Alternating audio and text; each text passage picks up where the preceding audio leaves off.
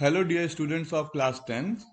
Now in this video you will find the coding for all the array programs of your course.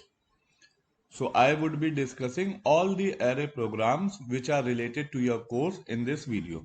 So you are required to watch this video very carefully and make the programs in your copy. Okay, so now I am starting with. So the first program which I am going to discuss is question number 8, page number 399.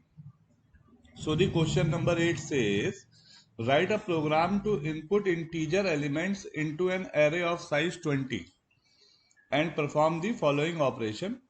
Display largest number, smallest number and sum of all elements. Okay. So in question number 8, it is saying that you have to take an array of 20 integers. So how we will declare an array? First we'll write the import statement, then the name of the class. It can be of your choice. Then we'll write the main function, the scanner object will make. And then the first work is to declare an array, and the size of the array should be 20 and the data type is integer. So I have declared an array here, int arr, and the size of the array is 20. Now,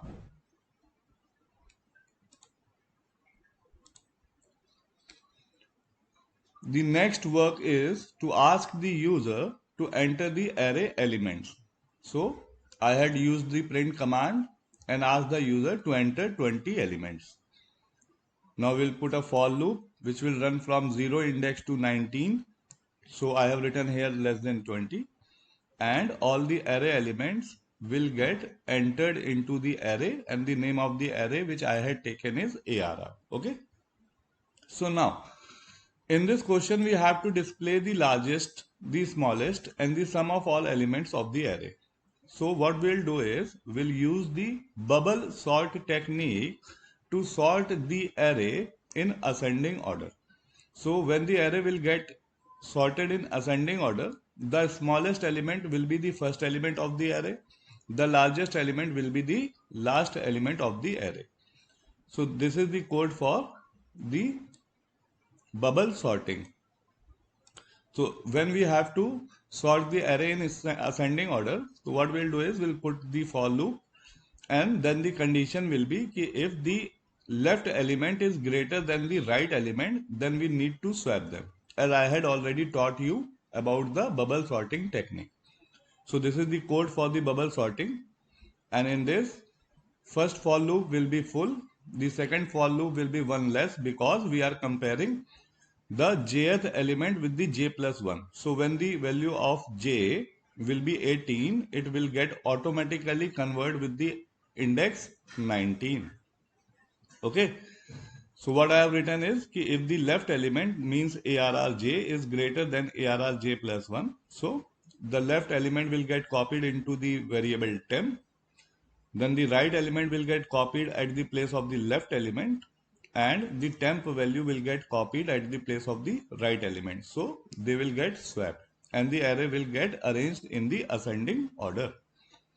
Now the next work is to do the sum of all elements of the array. So I had taken in variable sum, the value of variable sum I have taken 0 because we have to do sum.